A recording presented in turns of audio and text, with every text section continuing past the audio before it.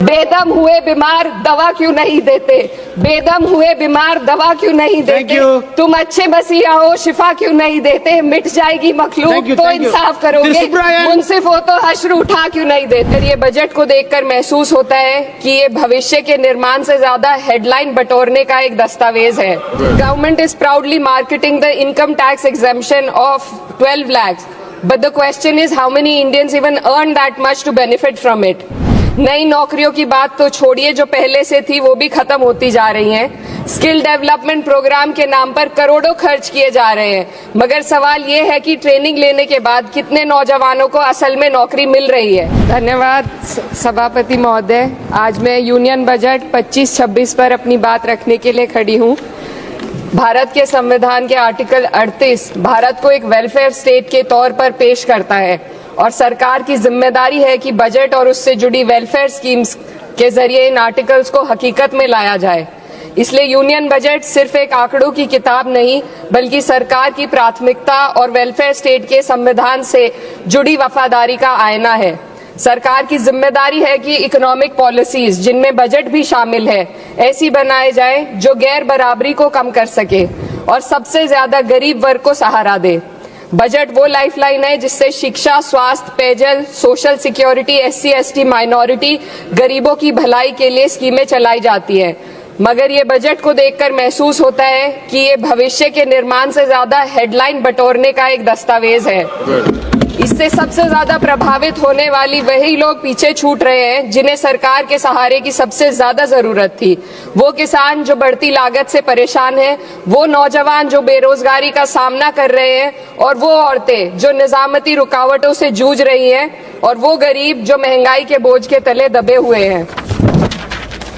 This government is proudly marketing the income tax exemption of 12 lakhs. But the question is how many Indians even earn that much to benefit from it?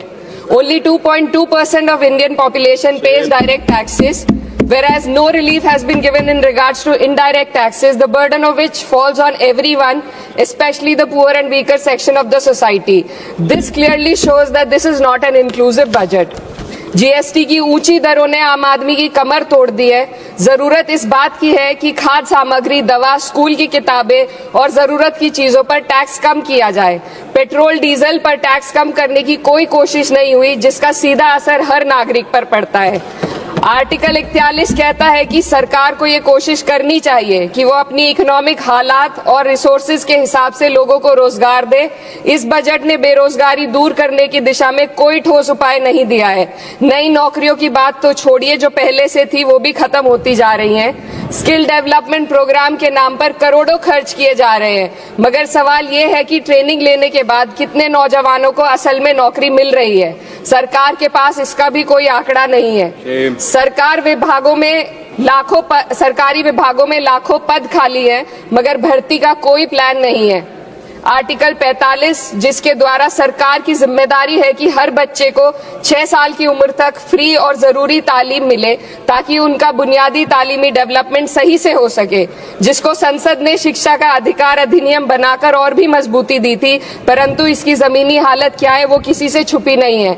नगरीय क्षेत्रों में सरकारी स्कूलों में शिक्षक न होने की वजह से स्कूल बंद हो रहे हैं, तथा दूरस्थ ग्रामीण क्षेत्र के स्कूलों में टीचर ही नहीं पहुंच पा रहे हैं।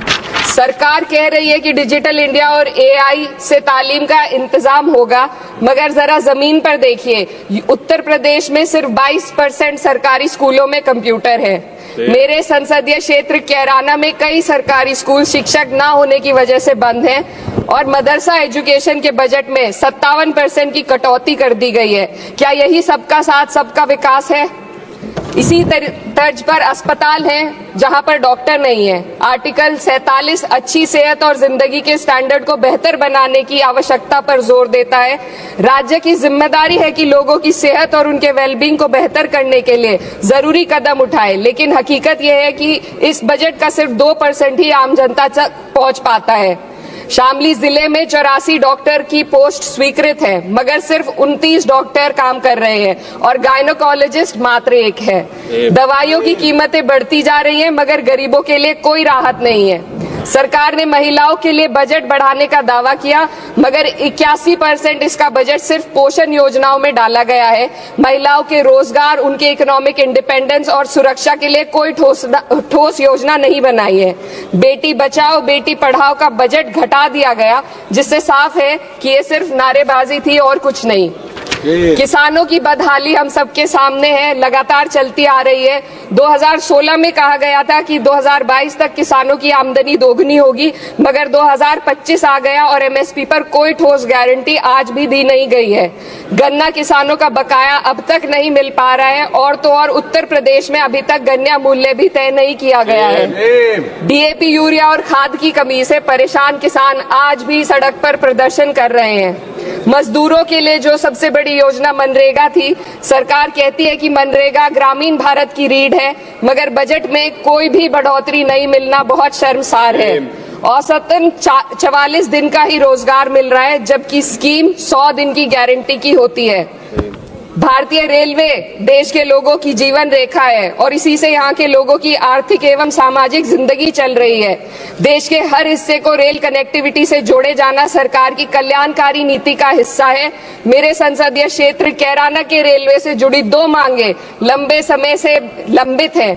दिल्ली शामली सहारनपुर रेल लाइन का दोहरीकरण और पानीपत शामली मेरठ लाइन का सर्वे अति शीघ्र ही कराए जाने की बहुत पुरानी मांग को बजट में शामिल किया जाना चाहिए। देश भर में बिजली की दरें बेहद असमान है। उत्तर प्रदेश में ये दरें बहुत ज्यादा हैं। देश भर में एक समान बिजली दरें लागू करने का प्रावधान किया जाए। रिवैम्प योजना में हर घर तक बिजली पहुंचाने के लिए एलटी लाइन बनाने का प्रावधान भी जोड़ा जाए। कृषि उपकरणों व खाद डीएपी को जीएसटी से मुक्त किया जाए।